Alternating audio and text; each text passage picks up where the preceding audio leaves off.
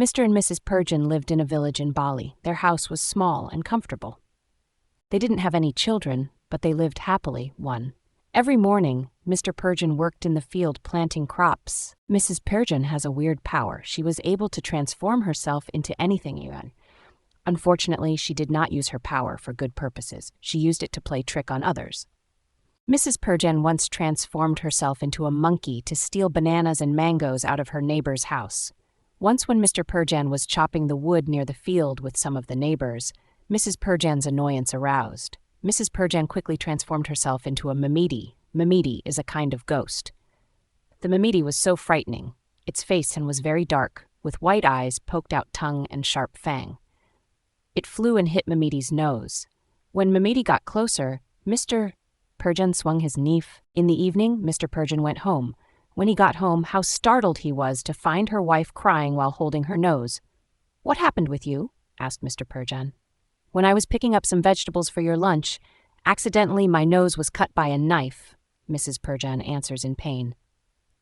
Mrs. Perjan answers in pain. Mr. Perjan did not have any suspicion at all. He believed what his wife told him. Day by day, the wound in Mrs. Perjan's nose grew worse. Dozens of healers tried to cure, but nobody was successful.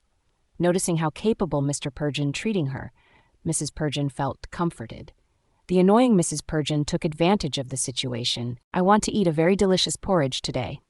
Mr. Perjan nodded and went to the kitchen to make her some porridge. Mrs. Perjan got porridge more and more until she ate 15 bowls of porridge. Mrs. Perjan got porridge more and more until she ate 15 bowls of porridge. After Mr. Perjan left, apparently Mrs. Perjan was still hungry. She went to the kitchen to find some leftover porridge. Due to her hunger, Mrs. Perjan put her head into the cooking pot to lick on the crust. The crust in the cooking pot was cleanly licked by Mrs. Perjan, and when she wanted to pull her head out, she couldn't. "Oh no," cried Mrs. Perjan. Mr. Perjan tried to pull the cooking pot off, but he couldn't. "There is no other way. I need to break this cooking pot," said Mr. Perjan in his mind. Then Mr. Perjan grabbed his wife outside. "What would you do to me?" cried Mrs. Perjan. "Come on, just follow me," said Mr. Perjan. "You want the cooking pot to be pulled off, don't you?" A moment later, bang! Mr. Perjan hit the cooking pot hard that not only it broke into 1,000,000 pieces, but also her head was hit by the club. Mrs. Perjan felt terribly dizzy and then collapsed. When she awakened, she finally realized that everything she did were completely troubling everybody else, especially her husband. She promised not to be annoying anymore and to use her weird power for goodness.